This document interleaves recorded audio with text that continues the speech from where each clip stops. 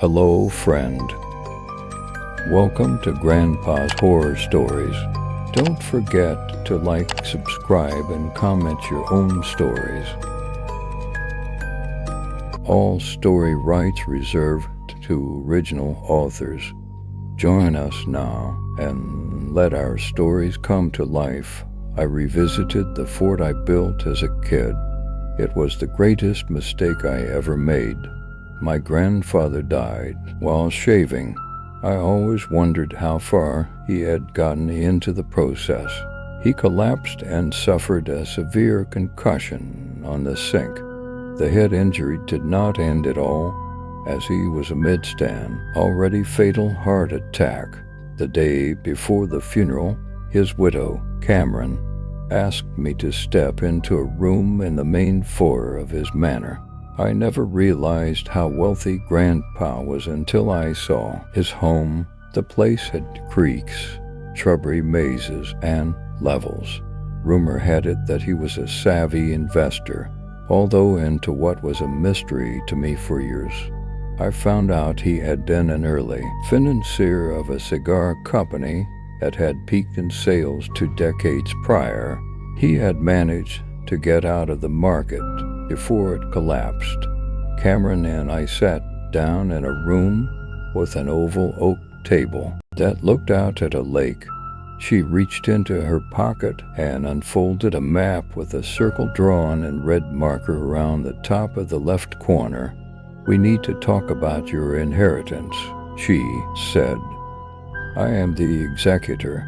I have all the appropriate documents to back up my claims here today should you have any questions.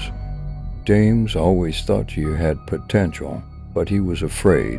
He did not want to ruin any legacy you may have by giving you too much. He did not want to spoil you before you could make something of yourself.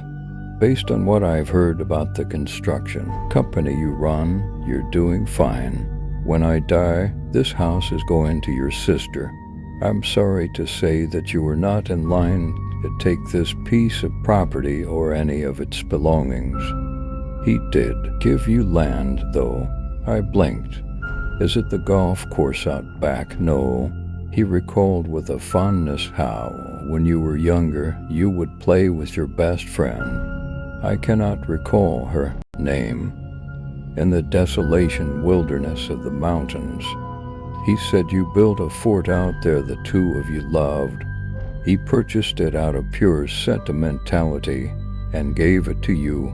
He wanted to reward you with something you could build on. It's fenced off, so you should not have any problems finding it with these printed coordinates." I gave a nod and placed the map in my shirt pocket. "One last question," I said before we exited the room. "May I ask what my parents have gotten?" "Yes, his board game collection." "I see. How many of those did he own?" "One." The next few days passed in a blur. The memorial was as lavish as it could get. An entire banquet team fed us. A full-fledged orchestra belted out Tchaikovsky. His coffin lowered into the ground with his favorite classical music surrounding him. Later that night in my hotel room, I sat with a bottle of Bushmill on the nightstand. I found myself growing resentful. My sister has gotten a house worth millions of dollars, whereas I am handed a patch of dirt. I would have to sink money and labor into it to make something valuable. My childhood images of playing in that area were not as strong as other reminiscences. They became eclipsed by the yelling from my parents. When I got back home, they interrogated me about where I had been.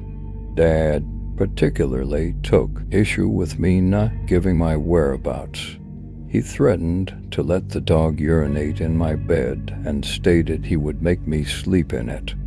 I could bring back the times when Adeline and I had built a makeshift house out of tree branches. We had strung them together with fabric we cut from our backpacks. Adeline would die in a car accident on Interstate 80 when she was 20 years old. I repressed my emotions towards those times. I could not remember if I enjoyed those outdoor adventures. They may have been chores completed to feel less alone. I called Cameron the next day and asked her if she knew what the lot was worth. "I do," she said. "It's priceless." The barrier around the woodland I was now the sole proprietor of seemed new. Harsh weather had not yet tainted it.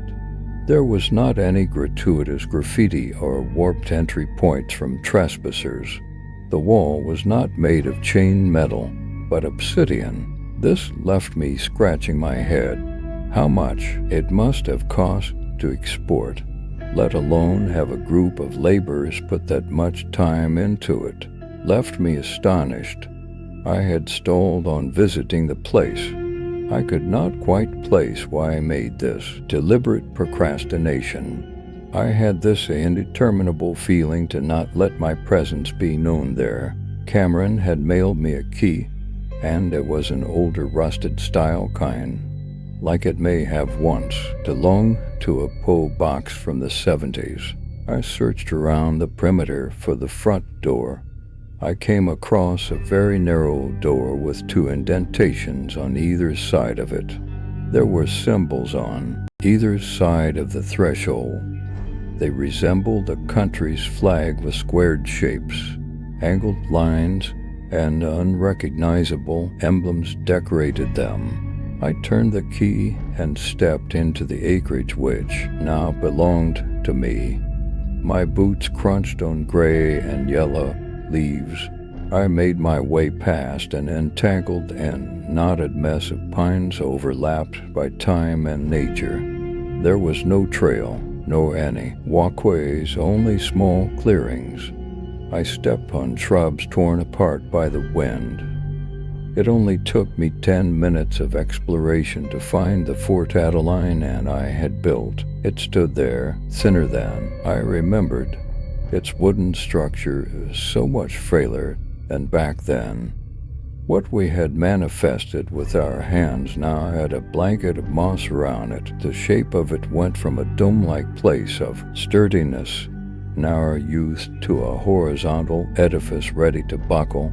I peered into the only fissure one could slide their body through, shone a penlight in, and saw a man there.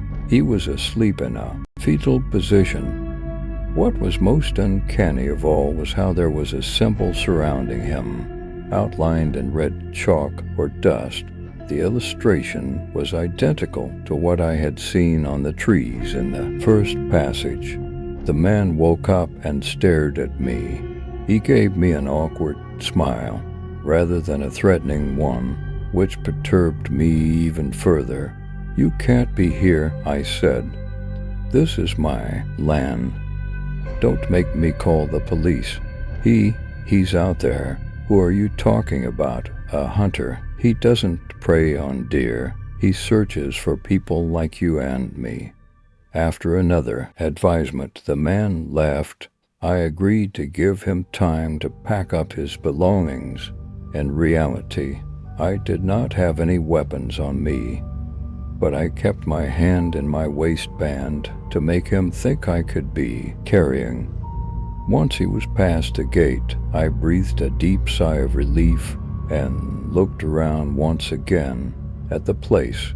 I went back into the fort and destroyed the crimson sign by blowing on the lines of dust until they scattered. I went to my hotel room that night, which was only 4 miles away from my piece of acreage. I planned on revisiting it in the morning. Chronic insomnia befell me. I tossed and turned, even with the desperate elixir of a highball whiskey to try to get me to pass out. By the time dawn arrived, I decided to go back to the fort. This time I brought a large knife. I noticed something burning an unnatural color through the pines. I ducked down and inched closer to it. I hoped it was a flashlight used by early rising hitchhikers. What I saw left me in a state of shock. He stood 100 feet away and carried a rifle slung over his front. The man stood the same height as me. The outfit he wore was unlike anything I would have expected from someone in the woods. His suit had tubes wrapped around it. Each one emanated the same verdant tinge. Even the clouds in the distance behind him possessed a hue of greenish effervescence. A helmet covered his face. It was not the circular type of head protection for motorcyclists, but square-shaped. The mouth was a straight bar of emerald neon. He saw me. A sense of unrelenting terror overcame me. For a second I would have sworn I saw his elbow lift a bit. It was as if he was about to aim at me. He second-guessed the action. He then sprinted in the opposite direction before I could take a picture. Later in the day, I walked up a steep incline lined with bark fragments and rocks. I saw some lights in the distance and followed them. I found a small community with rows of cabins overlooking the lake. A pier sat isolated by the water. There were gift shops closed for business. I laid eyes on a hotel that was 2 floors and had 8 windows altogether. I walked into the lobby. An old man met my gaze and stood up. "Do you have a reservation?" I told him I did not. I made it clear I was only passing through and that I had a few questions about the area if he did not mind answering them. He seemed reluctant. I smelled of sweat. I inquired about the best bait and tackle shops. I questioned him about which real estate companies owned the regional properties. Finally, I asked him what I wanted all along. Are there people who like to play dress-up out in the woods? I know it may seem silly, but I know nowadays people like to do live-action role-playing and things like that. What is that? Nothing to worry about. I'm new to this area, is all. I did live here before. I was super young the first time round, and it wasn't year-round. Back then it was only to visit my grandfather. My folks retired here. They live only a half-hour away. To this day, I'm wondering if the hunters around here have a specific dress code, one that makes them seem a little weird, even. The senior's eyes grew wide. "Well," he said as he put a wad of chew in the side of his mouth, "there have been sightings of an unusual man.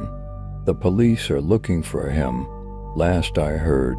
Rumors are that people have gone missing, but the local papers won't report on it. I don't know if there's a connection. May I ask, what did you do before coming here?" "I was a salesman of sorts. You may want to go back to that." By the time I got back to my land, the sun fell. I approached my fort. I had the craziest of yearnings, one I could not believe I had felt for a moment. I wanted to sleep in it.